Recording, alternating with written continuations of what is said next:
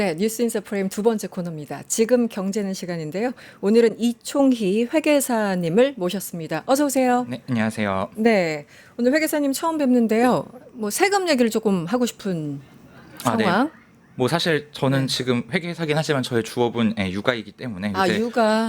육아 얘기를 저는 하면 더 많이 하겠지만 뭐 경제 코너기 때문에 네. 회계사로서 그냥 많이 할 수 있는 얘기는 세금인 것 같아서 그 얘기들을 좀 해보려고 합니다. 회계사님이 책을 내셨더라고요. 네. 육아 관련해서 책을 내셨죠? 네, 세상에서 가장 어려운 게 육아인데. 네 지금 이제 둘째가 이제 한 달 됐거든요. 그래서 사실 오늘도 둘째가 아침에 일찍 깨워져가지고 잠을 네. 못 자고 그래서 일찍 나오게 됐습니다. 알겠습니다. 혹시 지금 경제하는 시간에 시간이 좀 남으면 육아 얘기를 한번 네. 질문해 보도록 하겠습니다. 일단 증시, 뭐 정책 이런 얘기를 먼저 시작하고 싶습니다. 뭐 한 달 이상 코스피가 지금 뭐 3,100 안팎 소위 말하는 박스권이다. 왜 더 올라가지 않으냐? 5천 얘기했던 게 지난달까지는 5천에 어떤 그 부푼 희망이 있었는데 지금 너무 힘들어 이렇게 얘기하시는 분들이 좀 계신 것 같아요. 지금 우리 주식 상황 어떻게 보고 계세요? 예, 뭐 사실 투자자 입장에서는 매우 답답한 그런 상황일 것 같은데 한 뭐 1년 정도 이렇게 장기간으로 놓고 보면 뭐 주식 증시가 2,400 정도까지도 뭐 떨어지고 했었던 걸 그랬죠. 생각하면 네. 예, 뭐 지금이 또 그렇게 낮은 수준이 아니라고 얘기할 수도 있고 네. 근데 사실 어떻게 보면 주가라는 게 이제 기대를 가지고 가는 거기 때문에 처음에 이제 5천 얘기가 나올 때는 되게 기대를 가지고 많이 오르다가 사실 지금 뭔가 불확실성 네. 약간 그런 기대들이 많이 소멸된 게 아닌가라는 생각이 드는 부분이 있고요. 뭐 회계사 입장에서는 사실 이런 것들이 이제 실적과도 또 관련이 있는 부분인데 그렇죠. 최근에 이제 8월 14일이 이제 기업들 반기 공시였거든요. 근데 뭐 반기 공시되고 나서 기대만큼 실적들이 나오지 않으니까 또 주가가 떨어진 종목들도 많아서 이게 우리가 기대했던 것들만큼 사실 그러니까 뭐 지배구조 개선이나 이런 것들을 통해서 할 수 있는 것들도 있지만 또 당연히 기업들이 잘 나가야지 주가도 오르는 거기 때문에 뭐 그런 복합적인 요인들이 있지 않을까라는 생각이 듭니다. 그렇군요. 근데 이런 뭐 이제 더 잘 아시겠지만 최근 이제 구윤철 부총리의 발언을 듣고 조금 포괄적인 질문 먼저 드리면 주식을 안 하는 사람이 정책 결정권자가 되는 것이 뭐 문제다. 혹은 이것도 모르면서 어떻게 뭐 주식 시장을 제대로 성찰하겠느냐, 정책을 세우겠느냐. 이런 논란에 대해서는 기본적으로는 어떻게 보십니까? 주식을 못하면 부총리 못하는 건지 그건 아닌 것 같은데 그 논리는 아닌 것 같은데 어떻게 보셨어요? 네, 뭐 사실 저는 네. 그 논란을 보면서 제일 먼저 떠올랐던 게 좀 생뚱맞지만 저희 고등학교 때 한문 선생님이 떠올랐는데요. 네, 한문 저희- 선생님이요. 네, 저희 고등학교 때 한문 선생님이 수업을 어떻게 하셨냐면 쉬는 시간에 주번이 칠판에다 그날 그 챕터에 있는 한자를 다 써놓습니다. 네. 그럼 이제 한문 선생님이 이제 몽둥이 이렇게 어깨를 두들기면서 들고 들어오셔가지고 네. 이제 그 저희가 4분단까지 있는데 그 분단 중에 하나를 찍어요. 네. 그럼 이제 그 분단에 있는 학생들이 다 나가서 줄을 서면 이제 한 명에게 한자를 한 두세 개씩 이렇게 찍어서 물어보고 네. 맞으면 들어가서 앉는 거고 틀리면 이제 거기서 엉덩이를 맞고 되게 그래요? 야만의 시대였죠. 네, 체벌이 네. 가능했던 시대이기 때문에 그렇죠, 그렇죠. 그랬었는데 이런 것들이 이제 사실 어떻게 보면 한자를 어떻게 읽고 이게 어떤 의미이고 이런 게 중요한데 우리는 그냥 일단 암기하고 정답이 무엇이냐라는 걸 중요하게 생각하는 그런 네. 입시 위주 교육으로 살다 보니까 그래서 이게 논란이 된 게 아닌가라는 생각이 전 들었거든요. 네, 그러니까 이게 PBR이 뭐 1이 아니라 10, 당연히 투자자 입장에선 답답합니다. 이런 것도 모르는 사람이 어떻게 정책을 만드냐라고 하는데 사실은 정책을 만드는 입장에서는 뭐 PBR이 1이 아니라 100이라고 알고 있어도 좋은 정책을 만들어서 이것만 개선을 잘하면 그러니까 네. 주가를 올리면 저는 되는 거라고 생각을 해서 그러니까 뭐 물론 당연히 비난은 할 수도 있는 부분이지만 네. 알면 비판받을 수 좋겠지만 알면 좋겠지만 이거를 다 외우고 우리가 시험 보듯이 막 이렇게 해야 하는 것인가? 그러니까 제가 그 내용을 보니까 이제 질문하신 분이 저희 지역구 의원이시더라고요. 그래서 네. 보다가 이분한테 내가 나중에 지나가다가 지금 시총 얼마예요라고 한번 물어보면 이분은 답을 할 수 있을까라는 그런 생각이 들었는데 네. 그래서 이런 고위공직자들은 또 어떤 부분도 생각해야 되냐면 사실 좀 전에 최상목 부총리 때 미국채 이슈가 있었잖아요. 그랬죠. 그러니까 이분들이 네. 결국 투자를 하면 또 그런 이해 충돌의 문제가 당연히 있을 수 있고 그래서 공직자들은 사실 공직자윤리법상의 뭐 주식 백지 신탁 이런 것들도 있고 하다 보니까 이런 분들이 주식을 하거나 이러기가 좀 어려울 수도 있단 말이에요. 그래서 그 민주당의 뭐 진성준 정책위 의장도 네네. 사실 그걸로 많이 비판을 받았었는데 네. 나는 주식을 안 한다라고 네. 해서 근데 이분이 주식을 하면은 뭐 최근에 이제 또 민주당에서 법사위원장이 주식하다가 걸려갖고 문제가 네. 됐었잖아요. 뭐 차명이라 조금 맥락은 다르지만 어쨌든 네. 예. 그래서 그런 식으로 사실 문제가 되는 부분들이 있다 보니까 이런 이게 논란들. 이해관계나 이런 것들을 생각했을 때 꼭 그 주식을 투자하는 사람이 정책을 만들어야 한다라고 하는 건 뭐 사실 주식 투자가 테크니컬하게 뭐 내가 막 차트를 봐서 주식을 잘하고 이러는 것으로 어떻게 보면 이루어지는 게 아니라 펀더멘탈, 네. 경제 정책, 뭐 기업들 이런 네. 것들을 가지고 하는 거다 보니까 그런 부분에서 우리가 좀 더 그러니까 이분이 앞으로 이제 지배구조 개선 같은 과제들을 잘 이해하고 잘 네. 수행하시는지 우리가 매의 눈으로 관찰하는 게 중요하지 당장 일 모른다라는 걸 얘기하기는 좀 그렇고요. 근데 네. 일단 그 비판이 두 가지 맥락인 것 같아요. 이 개념도 모르는데 어떻게 정책을 만들겠느냐. 무려 부총리가 이 개념과 주식도 안 하면서 어떻게 하겠어라는 그러니까 약간 비판의 방향이나 맥락이 조금 다르긴 한데요. 하여튼 지금 그런 상황입니다. 네. 그러면 왜 이 질문을 드렸는지 다시 한번 또 설명을 드려야죠. 많은 분들이 이미 알고 계시겠지만 구윤철 부총리 국회에 나와서 발언을 하시다가 이 PBR 10 발언이 논란이 됐습니다. PBR의 개념을 한마디로 몰라서 좀 헷갈리신 것 같은데 혹은 뭐 PER과 혼동한 것이 아니냐 이런 해석도 나왔어요. 그리고 주변에서 또 이제 참모들이 뭐 얘기를 해줬는데 그 사람도 틀렸더라 이런 얘기까지 나왔었고요. 일단 PBR, PER 개념부터 좀 설명을 해주시면 어떨까요? 그러니까 뭐 되게 단순화시켜서 설명을 하면 네. 회사의 가치라는 게 결국 뭐냐라고 했을 때 회사가 가지고 있는 재산, 그러니까 자산, 순자산이라고 이제 저희는 얘기를 하는데 네. 그 자산에서 부채를 뺀 순자산의 가치가 있을 수 있고요. 그리고 이 회사가 이제 앞으로 사실 지금 돈이 없어도 이 사람이 되게 성장성이 유망해요. 앞으로 네. 돈을 잘 벌 것 같아요. 잠재력. 고연봉이에요. 잠재력이 높다 이러면 우린 또 그런 사람들에 대해서도 좋게 평가를 하잖아요. 그래서 그런 수익 가치 이렇게 두 가지를 가지고 우리가 기업 가치를 구성한다라고 단순히 보면 얘기할 수 있을 것 같아요. 네. 그래서 그 PBR은 이제 그 주가 프라이스랑 그 이제 회사의 장부가 북밸류랑 이제 비교한 비율을 얘기하는 겁니다. 네. 그러니까 회사의 자산 가치 대비해서 주가가 얼마나 형성이 되어 있느냐. 그러니까 사실 PBR이 1보다 낮다는 건 극단적으로 얘기하면 이 회사에 지금 남은 자산을 다 팔고 그냥 회사를 해체해 버리면 그냥 주주들이 그거보다 더 많은 돈을 가져간다는 거예요. 네네. 그래서 이제 이 PBR이 우리나라는 1보다 낮거나 뭐 1 언저리에서 왔다 갔다 하는 그런 것들이 이제 주주들에게 당연히 불만이 있을 수밖에 없는 거고요. 네. PER 같은 경우는 이제 주가 수익 비율입니다. 그래서 프라이스와 이제 어닝을 가지고 한 거고 그래서 이제 과연 내가 투자를 했을 때 이 회사가 이렇게 수익을 내면 이 주가를 언제 정도 커버할 수 있을 것인가라는 것들을 보는 거라서 네. 둘 다 이제 투자자들이 주로 보게 되는 그런 지표라고 얘기할 수 있습니다. 네. 그래서 지금 어떻게 보세요? 구윤철 부총리에 대해서 조금 불안하신가요? 백 사실 기자님 보시기에? 저도 그러니까 제가 아이 키우면서 육아를 하면서 제일 답답한 것 중에 하나가 뭐 정책이 나오는데 되게 말이 안 되는 게 나와요. 그러니까 그럴 때마다 이제 드는 생각이 이거 육아도 안 해본 사람들이 정책을 만드니까 이런 식의 정책이 나오는구나라는 생각을 하기 때문에 네. 사실 투자자들의 불안감, 답답함 충분히 저도 이해를 이해한다. 하고 그걸 충분히 얘기할 수 있다고 생각합니다. 근데 일단은 우리가 너무 좀 그런 지엽적인 것에 집착하기보다는 네. 좀 더 큰 틀에서 그러니까 이분이 이거 모르면 이제 가르쳐 주면 되는 거고요. 그리고 나서 이제 우리가 이 PBR을 개선하기 위해서 어떤 것들을 해야 하는가 이제 이런 것들을 계속해서 잘 뭐 언론이나 이런 데서 얘기를 하고 또 이분들이 그걸 잘 알고 있는지 수행하는지 그런 것들을 잘 지켜보는 게 더 중요하지 않을까라고 생각합니다. 알겠습니다. 어쨌든 국회에서 한번 해프닝이 있었기 때문에 이런 말씀을 드렸고 그 비판의 방향, 비판하는 건 좋은데 방향이 조금 아니지 않나 이런 부분도 있어서 함께 좀 질문을 드렸습니다. 또 정책을 어쨌든 얘기를 계속 해볼게요. 대주주 양도세에 대해서 아직 결정을 못 내렸습니다. 당 측에서는 다시 이제 50억 기준으로 얘기를 한 것 같은데 당이 이제 정부에 제안을 했죠. 한 벌써 2주 정도 지난 것 같습니다.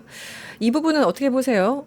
50억, 10억. 예. 이게 사실 뭐 논란에 너무 매몰되다 보면 딱 그 프레임에만 갇히게 되는데 그러니까 사실 저는 뭐 이게 그러니까 이렇게 막 결정이 되기 전에 나와서 이렇게 갑론을박이 되는 것 자체도 뭐 좋지 않겠지만 이제 좀 큰 틀에서 그 전체적인 이제 조세 관점에서 좀 발상을 잘 전환해서 우리가 보는 게 중요하지 않을까라는 생각이 들거든요.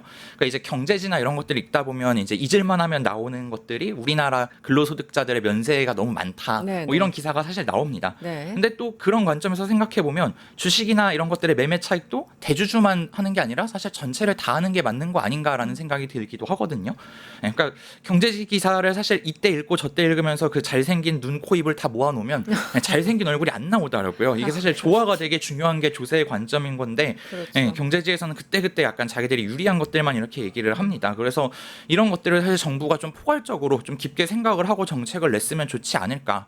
그러니까 제가 이제 그냥 드리고 싶은 말씀은 그러니까 이 더위에 예를 들어서 배달을 하는 노동자는 조금 벌어도 사실 세금을 떼 가거든요. 네. 근데 우리가 주식을 해서 조금 벌었다라고 해서 안 내는 게 타당하냐라고 하면 그게 과연 공정한가라고 네. 했을 때 우리가 좀 달리 볼 수도 있는 부분이 있습니다. 물론 자본시장의 활성화라는 이제 대의 명분이 있으니까 우리가 이제 조세 정책을 그렇게 가져간 것도 있는데 사실 우리나라 이제 경제 규모도 충분히 커졌고 네. 우리 충분히 잘 살고 그리고 주식의 양도세 같은 경우는 이제 3억 이하면 20%고 3억 초과면 25%라서 사실 일반 세율보다는 저율로 과세를 하거든요. 네. 그러기 때문에 이제 그것도 어떻게 보면 또 충분한 혜택이다라고 생각할 수 있고 네. 그래서 투자자가 지금 1,400만인데 근로자는 그거보다 더 많은 한 2천만 명 정도 됩니다. 이런 뭔가 형평이나 이런 것들을 생각하면 이게 꼭 대주주한테 과세를 한다라는 그런 거에 너무 우리가 집착할 게 아니라 그냥 과세는 일단 다 한다. 당연히 소득 있는 곳에 소득이 과세 있으면, 있다. 네. 라는 원칙을 두고 이렇게 얘기하면 이제 아마 지금 악플이 막 달리고 있을 건데 구체적으로 잘 설계를 하면 됩니다. 그러니까 네. 사회 정의에 합당하게 하자라는 건데 네. 조세재정연구원에서 연구를 했던 거에 따르면 사실 투자자 중에 40% 정도는 손실이라고 해요. 손실 보시는 분들 당연히 있죠. 네. 그리고 50% 정도는 1,000만 원 이하의 수익이라고 얘기를 합니다. 근데 이게 사실 근로소득도 대충 1,000만 원 정도가 면세점이거든요. 네. 그러니까 이제 이렇게 주식의 양도소득세도 그냥 1,000만 원 이하의 소득은 과세하지 않겠다. 뭐 이런 정도로만 얘기를 해도 90% 정도는 이제 빠져나가게 되는 거니까 큰 문제가 안 될 수 있을 것 같고 네. 뭐 사실 더 논란이 있다라고 하면 뭐 근로소득세 면세자가 많은 것처럼 양도세도 좀 더 허들을 높여서 사람들이 뭐 1년에 주식해서 한 2천만 원까지는 뭐 비과세하겠다. 이런 식으로 하는 것도 가능할 수 있을 것 같고요. 지금 말씀하신 거는 주식을 투자하는 사람들 중에 40%는 손실, 지금 돈을 잃고 있어. 네.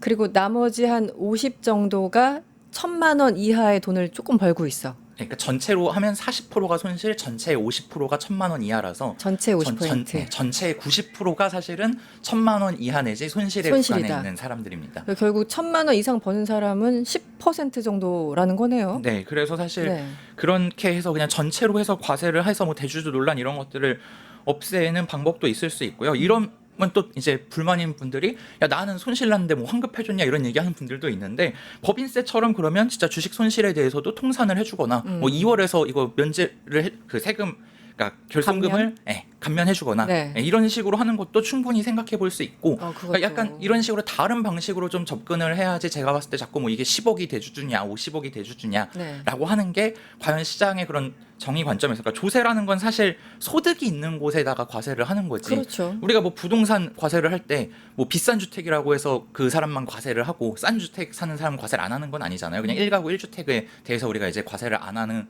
그런 식이고 물론 네. 1주택 중에 비싸면 이제 그 부분에 대해서는 과세를 하지만요. 그렇죠. 그래서 그런 것들을 생각했을 때 저는 뭔가 전체가 세금을 내게 하고 이런 식의 어떤 공제, 감면제도 잘 정비를 하면서 이제 뭐 또 불만이 있을 수 있는 게 우리가 장기 투자자들에 대한 배려가 없다라는 얘기를 하는데 네. 퇴직금 같은 경우가 이제 연분 연승법이라고 해서 장기 근속을 하면 그 예를 들어 10년을 일했는데 퇴직금이 10억이에요. 네. 그럼 그 사람은 나누기 10을 해서 1억 원을 가지고 곱하기 세율을 하니까 네. 저율에 이제 과세가 됩니다. 그리고 그리고 이제 내가 1년 일했는데 퇴직금을 10억 받았으면 네. 당연히 그냥 그 10억에 대해서 그대로 과세가 되고요. 그렇군요. 그래서 기간. 그렇게 기간을 고려해서 과세를 하면 세금이 한 반 정도로 줄어들거든요.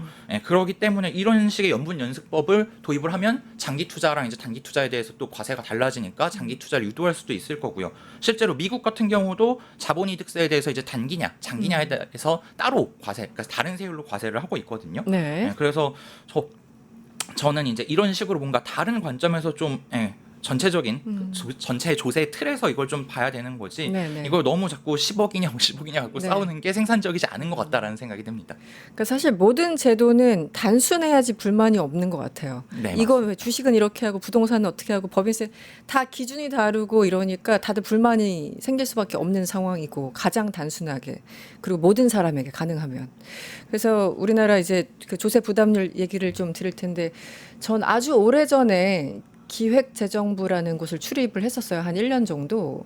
그런데 저는 이제 주로 정치부에 있다 경제부 가니까 하나도 못 알아듣겠더라고요. 처음에는. 그런데 당시 윤중현 기재부 장관이 했던 딱 한마디만 지금 기억나요. 10수년 지나서. 우리나라 세금 안 내는 사람들이 거의 절반이에요. 라는 거예요. 저는 대부분의 사람들이 세금 내는 거 아니었어? 라고 한 15년 됐어요, 벌써. 그때 그 생각을 했는데 오늘 그 조세 부분에 대해서 좀 말씀을 이제 해 주셔야 되는데 우리나라 지금은 어떻습니까? 조세, 그 세금 내는 사람들, 안 내는 사람들이 몇 퍼센트 됩니까?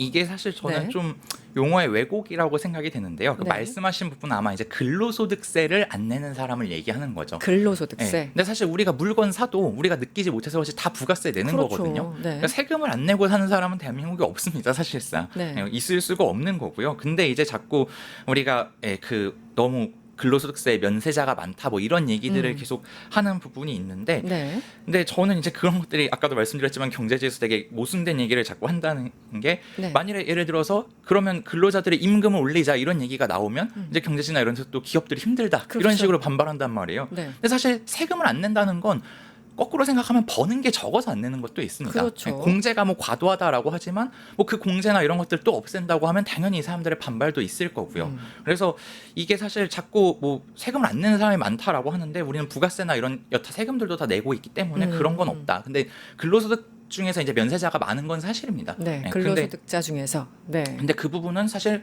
어떻게 보면 근로자들의 소득이 적다라고도 우리가 해석을 할 수 있는 부분이기 때문에 좀 더 면밀히 생각을 해봐야 되는 부분이다라고 얘기를 할 수 있을 것 같고요. 뭐 조세 부담률 말씀하셨으니까 그 부분도 같이 좀 얘기를 네, 해보면 조세 부담률 말씀해 주시면 우리나라 그 조세 부담률이 그런 얘기 많이 하잖아요. 저 북유럽 가봐라 세금 얼마나 때리는데 우리는 그거에 비해서는 정말 한참 낮아라고 하는데 실제 OECD 평균에 비해서는 낮습니다. 그런데 소득세, 법인세, 상속세 등 주요 세율은 뭐 세계 최고 수준이라고 하는데 일단 이거 팩트가 맞습니까? 네, 뭐 경제지에서는 이렇게 네. 이제 많이 쓰시는 경우들이 있는데 뭐 네. 그냥 세율만 놓고 보면 뭐 그럴 수도 있습니다. 세율만 놓고 보면 그렇긴 한데 뭐 상속세 같은 경우는 이제 뭐 특히 그렇다라고 얘기를 할 수 있고, 근데 뭐 소득세나 이런 경우는 사실 세계 최고 수준이라기에 뭐 다른 나라들하고 이제 비슷하거나 낮은, 그러니까 또 여기서 얘기하는 세율이나 이런 것들은 외국은 이제 뭐 연방세가 따로 있고 이제 그렇죠. 전체 나라에서 세가. 받는 세금이 따로 있고 이렇다 보니까 그런 것들이 있는 부분이 있고요. 그리고 우리나라는 사실 그 공제 감면 제도를 되게 많이 만들어놨기 때문에 실효세율이 상당히 낮습니다. 그렇죠. 그러다 보니까 이제 이런 조세 부담률이 낮을 수밖에 없는 부분이 있고, 뭐 아까 얘기한 것처럼 면세자가 많다 이런 것도 그런 이제 감면 제도나 이런 것들을 많이 만들어놨기 때문인데, 제가 자료를 좀 이제 찾아서 말씀을 드리면 뭐 예정처 기준으로는 이제 2022년에 우리나라가 23.8%의 조세 부담률이란 얘기를 했었고, 뭐 OECD 평균이 25.2%다. 라고 얘기를 했었고, 네. 뭐 최근에 이제 기재부에서 냈던 자료는 이거랑 약간씩 좀 차이가 있는데 2022년에 22.1%, 23년에는 19%, 그리고 24년은 사실 잠정치가 17.6%로 지금 많이 계속 낮아졌어요. 낮아지고 있대요. 이게 왜 그러냐면 2022년에 우리나라 반도체 경기가 매우 좋았을 때잖아요. 그래서 이때 법인세들을 많이 내면서 이제 이때 조세 부담률이 되게 일시적으로 높은 것처럼 나타났는데, 네. 사실 제가 작년에 국세 통계를 찾아봤더니 내국세가 356조에서 301조로 2022년 대비해서 55조 정도가 줄면서 그 55조의 감면이 거의 한 41조가 법인세에서 나왔거든요. 그러니까 이게 안 좋게 부정적으로 생각하면 이제 기업들이 돈을 못 벌어서 세금을 못 내는 상황이 됐구나라는 그런 부분으로 생각할 수도 있는 부분이고요. 그리고 또 이제 이런 뭐 조세 부담에서 이제 뭐 개인들이 세금을 안 낸다라는 그런 주장을 또 반박하기 위해서 말씀하시는 분들은 이제 원래도 소득세가 법인세보다 많았거든요. 네, 네. 2022년에도 128조 대 103조였습니다. 근데 지금은 117조 대 62조니까 거의 소득세가 2배 정도 되니까 이게 뭐 그렇게 개인이 세금을 안 낸다라고 말하기는 좀 어렵고. 다시 지금 말씀이 조금 빠르셔서 숫자가 나오는데 말씀이 빠르시니까 못 쫓아갈 수도 있을 것 같아요. 네. 소득세가 117 얼마라고요? 117조입니다. 2024년 기준으로요. 네, 법인세는요? 법인세는 62조 정도 됩니다. 62조. 그래서 뭐 2배까지는 아니네요. 네. 네, 네. 쭉 설명해 주시면 네. 그래서 뭐 이런 관점에서 보면은 그 뭐 면세자가 많다 뭐 이런 얘기만 마냥 하기에는 또 어렵고, 근데 또 이제 이것도 다시 비판할 수 있는 건 그러면 안 내는 사람은 안 내고 내는 사람들만 뭐 많이 그 유리지갑들만 많이 털어간다 또 이런 식의 또 비판을 하는 그렇죠. 것도 뭐 충분히 가능한 부분입니다. 근데 어쨌든 우리가 OECD 평균보다 낮은 게, 그러니까 낮지만 그 뭐 사람들이 그 OECD 평균에 비해서 이런 조세 부담률이 또 낮지 않다 혹은 그런 것들이 달리 얘기할 수 있는 건 이 통계를 바라보는 관점의 차이인데, 그러니까 우리나라는 그 조세 부담률 중에 재산과세는 상당히 또 높은 편에 속합니다. 네. 그러니까 뭐 취득세나 증권거래세 같은 그런 재산과세가 2.6% 정도 우리나라는 차지하고 있는데 OECD 평균 같은 경우는 0.2% 정도 된다라고 알고 있거든요. 그래서 이런 부분에 있어서 이제 뭐 주식하시는 분들이나 이런 분들이 증권거래세 높은 거 아니냐 또 이런 얘기도 할 수 있는 거고, 근데 이게 아마 부동산 취득세 때문에 그럴 가능성이 훨씬 높긴 합니다. 근데 이게 통계론이 이제 합쳐져서 이렇게 뭐 되어 있긴 하고요. 그래서 그냥 결론적으로는 세율이 높다라고 하는 저쪽에서는 이제 큰 소리를 치지만 사실 실질적으로는 뭐 공제나 이런 것들 때문에 뭐 실효 세율은 많이 낮은 편이고 뭐 법인이나 혹은 이런 뭐 부자인 개인이나 이런 사람들이 꼭 세금을 많이 낸다라고 얘기하기는 좀 어렵지 않냐. 근데 이게 그냥 어떻게 보면 약간 정치적으로 혹은 네. 또 언론에서 또 얘기하기 좋은 방식으로 네. 세율 자체는 높고 실제로는 안 내는 네. 그러니까 양쪽 다 생색을 낼 수 있는 뭐 그런 구조가 아닐까라는 생각이 듭니다. 그러니까 정리를 하면 한국의 조세 부담률은 OECD 평균보다 낮은 거는 맞고, 네. 그리고 일각 그 보수지 혹은 경제지에서 얘기하는 건 항상 소득세, 법인세, 상속세인데 이것은 높다라고 수치만 보면은 그런 생각이 들 수 있는데 실제 이거저거 다 빼주면은 실효 세율은 낮기 때문에 이렇게 주장하는 건 문제가 있다, 이렇게 정리를 해도 되는 걸까요? 네, 맞습니다. 그렇군요. 네. 그러니까요. 저도 경제지 보면서 이제 느끼는데 뭐 이런 거죠. 그러니까 정권 바뀌면 그 같은 단어를 쓰면서 전혀 다르게 평가를 해요. 그러니까 서술어가 달라지는 거죠. 예를 네. 들어 이번에 저 지난달 말에 미국과 관세 협정을 했지 않습니까? 그런데 우리가 3,500억 달러 투자하기로 했는데 지나치게 많은 걸 줬다 이러면서 엄청나게 보수지에서 비난을 하고 있더라고요. 만약에 지금 보수 정권이었으면 잘했다 이렇게 평가를 했었을 그 신문들이 그렇게 엄청 때리고 있으니까 이 숫자 가지고도 장난치기가 참 쉽다는 생각이 듭니다. 네. 그나저나 법인세 최고세율 가지고 계속 경제지에서 얘기를 하고 있는데 윤석열이 1% 이제 인하했잖아요. 윤석열 정부에서 다시 이제 25%로 원상 복귀했는데 이 부분은 어떻게 보세요, 회 기자님은?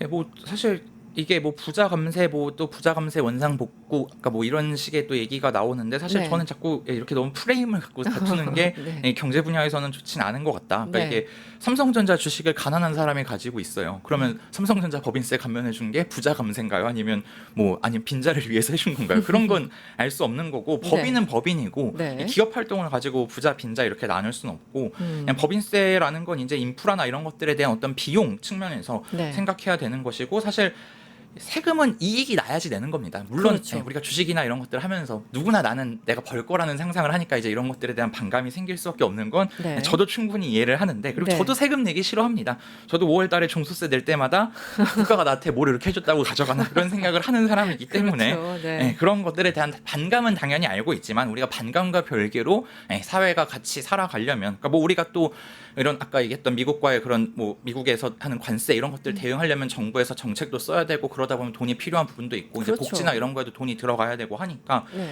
이런 거에 대해서 우리가 어느 정도의 비용을 부담해야 한다. 그게 만일에 진짜 극단적으로 생각해서 사회가 붕괴된다라고 하면 제일 먼저 피해를 보게 되는 게 어떻게 보면 기업이잖아요. 그러니까 기업들이 이런 것들을 어느 정도는 내고 그리고 기업들이 사실 뭐 똑똑하기 때문에 또 감면 받을 것들 다 잘 찾아가지고 네. 이게 뭐 세율이 25%라고 세금을 25% 내진 않습니다. 그렇죠. 네. 그러기 때문에 뭐 우리가 또 반도체나 이런 거에다가 이제 지원해줘야 된다 이러면 여기 세금 받은 거 가지고 또 거기에다가 이제 감면도 해주게 되고 하는 거니까요. 네. 그런 부분을 우리가 고려해야 되는 거라서 1% 가지고 막 그렇게 뭐 이것 때문에 나라가 망할 민감하게. 것처럼 얘기할 건 없다라고 저는 생각합니다. 네. 법인세를 올리더라도 업황이 좋으면 기업들은 또 투자하고 이러잖아요. 네, 그러니까 그렇죠. 저기 정확하게 무슨 어떤 인과관계, 상관관계가 있는 게 아닌데 그런 식으로 계속 프레임을 잡아가니까 이 자체가 문제인 것 같습니다. 네. 육아에 지금 전념하고 계신 우리 회계사 분께 저출산 얘기 좀 여쭤볼까 합니다. 이달 27일 정부는 6월 인구 동향을 발표합니다. 올해 1월에서 5월까지 누계치가 발표됐는데 10만 6,048명으로 전년 대비 7% 증가했어요. 7%면 꽤 많이 증가한 거 아닌가요? 이거 어떻게 보세요, 지금? 뭐 이게 사실 그러니까 이런 얘기를 할 때 제일 먼저 저는 드는 생각이 과연 이제 저출산이라는 게 문제냐라는 거에 대해서 저는 우리 사회가 과연 이게 합의된 뭔가가 있는지가 좀 그렇죠. 개인적으로 의문이 그게 들더라고요. 가장 큰 질문이죠. 저출산이 문제일 수도 있고 아닐 수도 있어. 네. 네. 그러니까 이게 그냥 사실 사람들의 개인의 선택일 수도 있고 네. 뭐 어떻게 보면 그냥 큰 틀을 생각하면 그냥 그 엄청난 거대한 시장의 작용, 그러니까 뭐 사는 사람들이 애 안 낳는 게 더 합리적이다라고 판단을 한 그런 결과일 수도 있기 때문에 그냥 이거에 대해서 문제다라고 보는 관점이 이제 저는 문제일 수도 있다는 생각을 네. 많이 하는데 네. 하도 이제 언론이나 뭐 이런 데서 특히 뭐 전임 대통령께서는 전쟁까지 선포할 정도였으니까 그런 관점에서 이제 얘기를 해보자면 네. 그러니까 제가 이제 첫째를 22년에 낳고 지금 25년에 둘째를 출산을 했었거든요. 네. 근데 22년에 출산할 때 정말 이러니까 사람들이 애를 안 낳지라는 생각을 되게 많이 했던 게 그 당시에 이제 코로나 시국이었잖아요. 22년에. 네, 근데 이제 병원에 가는데 코로나 검사를 받아야 하고 뭐 임산부가 코로나에 걸리면 병원에서 안 받아줘가지고 막 구급차에서 애를 낳았다 막 맞아요. 이런 기사들을 보고 이러니까 이제 엄청 불안하고 걱정이 되고 막 이러죠. 그러니까 제 생각엔 코로나 시국에는 출산율이 낮아질 수밖에 없어요. 예, 그러다 보니까 그런 기저 효과들이 있으니까 현재 조금 일부 반등을 하고는 있다라고 그렇군요. 생각이 되기는 하는데 네. 이게 저는 또 언론에서 보는 방향 이런 것들도 참 문제가 그러니까 0.7에서 0.8 되면 엄청나게 반등되고 우리 사회가 살만해진 거냐라고 했을 때 네. 전 0.7이나 0.8이나 여전히 안 좋은 상황이라고 생각하거든요. 네. 근데 이런 것들에 대해서 뭐 반등을 했다, 뭐 우리가 성과가 있다 이렇게 막 자평을 하고 그런 것들이 보도로 나가고 이러는 게 네. 맞나라는 생각이 드는 부분도 있습니다. 네. 0.7인가요? 예, 그러니까 23년에 0.72까지 떨어졌었고요. 0.72. 예, 그리고 2024년에 0.75로 반등했습니다. 아, 그렇군요. 근데 올해 네. 이제 뭐 이 추세로 가면 0.8 정도까지 이제 갈 거다라는 네. 뭐 그런 기대를 얘기를 하는데 그렇군요. 합계 출산율 말씀을 하시는 네, 합계 거죠? 출산율 네. 기준입니다. 예. 그래서 제가 아까 말씀드린 1월부터 5월까지 누적으로 출생아 수는 10만 6천 명이 좀 넘고요. 이번 달 27일에 6월 인구 동향을 따로 추가적으로 발표한다고 합니다. 그래서 출산율 회복세 지금 이게 일시적인지 아니면 구조적 회복인지 좀 봐야 되고 아마 일시적일 가능성이 있는데 만약에 그렇다면 코로나 영향이 좀 있었을 것이다 이렇게 보고 계시는 거군요. 네, 뭐 일단 코로나 영향이 저는 제일 클 거라고 보고요. 그리고 혼인 건수 자체도 이제 뭐 그런 것들의 영향이 있어서겠지만 네, 네. 많이 감소를 하다가 2024년부터 이제 다시 증가로 돌아서는 걸로 예측이 됐거든요. 그러니까 뭐 이런 것들도 이제 출산율 회복에 어떤 좀 영향을 주지 않았을까. 근데 사실 요즘 젊은 세대들은 이제 혼인을 하고 나서 아이를 낳는다기보다 이제 뭐 그런 신혼 부부에 대한 네, 이제 뭐 네. 주택 정책 이런 것들 때문에 결혼은 했는데 혼인 신고는 안 하고 그렇죠. 그렇게 지내다가 이제 아이가 생기면 그때 가서 혼인 신고하고 뭐 이런 경우도 맞아요. 있다 그런 보니까 케이스 많더라고요. 예, 이런 그 지표 혼인 건수나 이런 걸로 이제 예측을 하는 게 어떻게 보면 지금은 또 안 맞을 수 있겠다라는 생각도 그러네요. 듭니다. 네. 이게 그냥 액면 그대로 수치가 반영되는 게 아니라 그 시기별로 조금 다르기 때문에 그걸 네. 조금 같이 감안해야 된다. 숫자 뒤에 그 흐름을 봐야 된다. 이런 말씀 해주시는 거군요. 네. 아이를 2명 이나라고 표현해야 됩니까 요즘은? 그렇죠. 예. 아이를 2명이나 가진 사람이니까 더 할 말이 많으실 것 같아요, 우리 회계사님. 그 저출산에 대해서 개인적인 입장은 어떠세요? 이 저출산 뭐 그럴 수도 있지. 뭐 고양이 한 마리랑 살 수도 있고 뭐 여러 가지 삶의 방식은 있는 건데 정부가 이렇게까지 뭐 할 일이야? 아니면 차라리 뭐 다른 정책을 좀 뭐 마련해야 되는 거 아니야? 여러 가지 입장이 있잖아. 100명이 100가지의 그 의견을 갖고 있듯이 아이 둘을 그 양육하시는 아버지 입장에서는 어떠십니까? 사실 개인의 입장에서 생각했을 네. 때는 뭐 이게 문제냐라고 저도 그렇게 생각을 합니다. 그러니까 뭐 당연히 개인의 선택이고 저는 더 나아가서 그러니까 이제 뭐 우리가 맨날 뭐 시장의 작용을 그러니까 지금 조세 얘기를 많이 했는데 이 조세에 대해서 반대하시는 분들이 자꾸 과도하게 개입하면 시장이 왜곡된다라고 얘기를 하거든요. 네. 근데 어떻게 보면 이 사람들이 결혼을 하고 아이를 낳는 것도 이 거대한 시장이란 말이에요. 뭐 그렇죠. 흐름이니까. 흐름이니까요. 예, 그런데 거기에 자꾸 이렇게 개입을 하는 것도 어떻게 보면 왜곡을 만드는 거기 때문에 그냥 우리가 이걸 보고 반성을 해야 하는 것이지 자꾸 이걸 어떻게 바꾸자라고 얘기하는 게 합당치 않다라고 저도 개인적으로는 생각을 합니다만 또 경제 영역에서 일하는 관점에서 보자면 이게 우리가 인구가 예를 들어 5천만인데 출산율이 0.8이다 이러면 다음 세대에 가서는 이제 인구가 2천만 뭐 이렇게 줄어들게 되면 이제 뭐 부양의 문제라든가 이런 경제의 문제라든가 이런 것들이 좀 있다 보니까 뭐 그런 경제적인 관점에서 자꾸 이런 것들을 또 접근하게 되는 것 같아요. 근데 또 그 자체가 사실 또 저출산의 전 이유가 된다고 생각하는 게 네. 자꾸 사람을 노동력 이런 것들로만 보는 것도 문제죠. 사람을 그렇죠. 사람 그 자체로 존중을 해야 되는데 하나의 기계로 보는 거죠, 사람을. 네. 네. 그래서 그런 여러 가지 약간 복합적인 그런 생각이 드는 부분이 있습니다. 근데 뭐 저는 이제 그래서 아이를 키우다가 제가 이제 너무 분노해서 아니 저출산이라고 이렇게 호들갑을 떠들고 얘기를 하는데 막상 나가 보면 달라진 게 없고 개선되는 게 하나도 없어요. 네, 이러니까 아이를 안 낳지 이렇게 흘러가는 얘기들. 그래서 저는 그런 이제 막 책을 그래서 막 제가 쓰게 됐었던 것인데 네. 그래서 뭐 사실 이 부분에 대해서는 뭐 별도로 할 말이 너무 많습니다. 어떻게 보면 주식 얘기 앞에서 저희가 막 했었는데 네. 주식과 비슷할 수도 있어요. 그러니까 우리가 미래에 대한 기대가 없으니까 그렇죠. 낳지 않는 거고 네. 근데 또 이렇게 하면 이제 그 투자자들이 뭐 미래에 대한 기대가 없어도 막 세금을 어떻게 해달라 이런 얘기들 하잖아요. 마찬가지로 아이 키우는 입장에서 현실에 대한 정책 이런 것들이 이제 잘 나와야 되는데 아까 말씀하셨던 것처럼 그러니까 정말 아이를 안 키워본 지금의 이제 고위층에 계신 분들이 다 이제 예전에 그냥 열심히 일만 하시던 분들이니까 그렇죠. 그냥 애는 알아서 크는 거 아니야? 네. 이런 식의 정책이 나오는 게 아닐까. 그래서 뭐 자꾸 뭐 기업하기 좋게 하자 이게 그러면 주식 이런 것들 뭐 좋아지고 돈 잘 벌면 네, 애 낳겠지 이런 식의 생각을 하는데 기업하기 좋게 하자 이러면서 노동시간 늘리자 이런 얘기 막 하면 그러니까 어린이집을 아이를 보내야 하는 입장에서는 네. 아이가 어린이집 몇 시에 가냐 9시에 가는데 그럼 보내고 출근하려면 전 10시까지 출근하게 되는 그렇죠. 건데 대한민국에 그런 회사가 별로 없어요. 그렇죠. 그리고 아이는 4시에 어린이집에서 하원하거든요. 네. 그럼 그 전에 내가 퇴근할 수 있어야 되는데 불가능합니다. 그러니까 사실 노동시간 단축에 대한 얘기가 저는 필수적으로 선행되어야 당연히 그렇죠. 예, 네. 사람들이 아이를 낳고 아니, 내가 낳았는데 막 야근하고 늦게 왔고 애 보지도 못하면 왜 낳으라고 한 거냐 이런 생각이 절로 들 수밖에 없거든요. 네.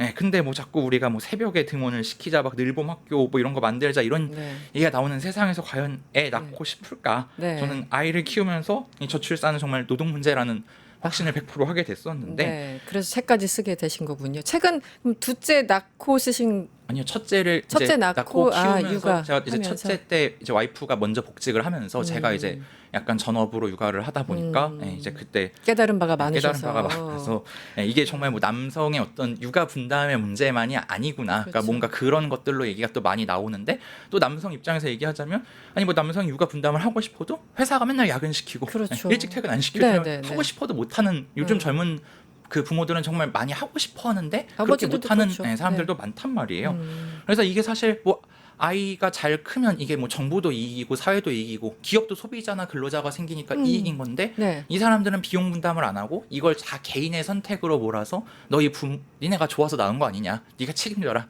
라고 하는 이런 구조다 보니까 잘 안 돼. 그러니까 이게 해결이 안 된다. 그래서 제가 최근에도 또 작년에 분노했던 것 중에 하나가 이제 맞벌이를 많이 늘려서 어떻게 보면 노동 측면에서 되게 좋아졌는데 네. 그래서 이제 육아휴직 뭐 늘려준다 이러면서 육아휴직을 지금 1년 반까지 늘린다고 했는데 네. 그 전제 조건이 뭐냐면 남편이 3개월 육아휴직을 쓰면 육아휴직을 이제 부인도 1년 6개월까지 늘릴 수 있다라는 거예요. 아, 남편 3개월을 전제로 하고 있는 거예요? 네, 그래서 이게 어떻게 보면 되게 좋은 의도다. 남편의 육아 참여를 높이겠다. 네, 근데 네. 저는 이게 정말 육아를 안 해보셨거나 아니면 남편이 한가한 직장인데 육아를 안 해서 한 맺힌 분이 만들었나 싶은 게 대기업에 다니는 분이라면 3개월 육아휴직 쓸 수 있죠. 그렇죠. 근데 중소기업 근로자가 막 악덕 기업주라서 나는 육아휴직 쓴다고 하면 그 자리 없애버리겠다 이러는데 못 쓴단 말이에요. 그리고 저도 이제 그 약간 회계사다 보니까 프리랜서처럼 일을 해서 제도권 육아휴직은 못 쓴 사람인데 이런 사람들은 육아휴직을 못 써요. 그러니까 뭐 자영업자 네. 장사하는데 육아휴직 못 쓴단 말이에요. 그렇죠. 네. 그럼 내 남편이 자영업자야. 내 남편이 중소기업 다녀. 그래서 육아에 참여 못하는 것도 억울한데 나 네. 육아휴직도 많이 못 써. 네. 이건 사실 말도 안 되는 정책이라고 저는 생각하거든요. 그렇죠. 네. 근데 이걸 되게 뭐 육아휴직 1년 6개월로 늘리고 남성의 육아 참여를 늘리겠다라는 식으로 이렇게 포장을 해서 정책을 내는 걸 보면서 아, 참 너무 현실을 모르고 네. 이게 정책을 만드는구나라는 그런 생각이 들더라고요. 그러네요. 저도 이렇게 느끼는 건데 저출산 얘기를 사실 노무현 전 대통령 그 시절부터 했던 거잖아요. 저출산. 지금 20년이 지났는데 여전히 한 발도 못 나가고 있고 그래서 근본적인 철학이 일단 아이를 많이 낳는 게 무조건 좋은 것이냐 아니냐 혹은 또 낳는다면 어떻게 해야 되느냐 이게 다 연관되어 있는 문제인데 지금 한 20여 년 지나면서 정규직에서 비정규직 숫자가 훨씬 더 늘어나고 있고 프리랜서 많아지고 있고 그런데 모든 정책은 대기업 정규직을 기준으로 만든다는 느낌을 굉장히 많이 받아서 저 같은 경우도 이게 과연 하자는 건지 말겠지 않는 건지 불만이 쌓이는 경우가 참 많습니다. 네, 어쨌든 우리나라 출산율은 사실 부동산 문제만 해결돼도 모든 사람들한테 집 한 채씩만 줘도 사실 출산율은 금방 회복될 겁니다. 네, 그것 때문에 결혼 못 하시는 분들도 많고 네, 우리 회계사님을 모시고 다음에 육아에 대해서 네, 언제든 네. 환영입니다. 네, 저는. 30분, 1시간 얘기를 터놓고 오로지 아이에 대해서 얘기를 해볼 수 있었으면 좋겠습니다. 네, 지금 경제는 시간이었고요. 오늘 이총희 회계사님과 재밌는 얘기 들어봤습니다. 오늘 고맙습니다. 네, 감사합니다. 유튜브 구독하고 실시간 채팅과 댓글을 남기시면 매일매일 7,000TTCO를 드립니다. 참여 방법은 통통물 어플을 다운로드하고 회원가입과 로그인을 해주세요. 마이페이지에서 나의 회원 고유 번호를 복사해주세요. 유튜브 구독 후 실시간 채팅이나 댓글창에 고유 번호를 한 번만 입력하면 준비 끝! 지금 유튜브 채팅과 댓글 쓰기 참여하고 7,000TTCO 받아가세요.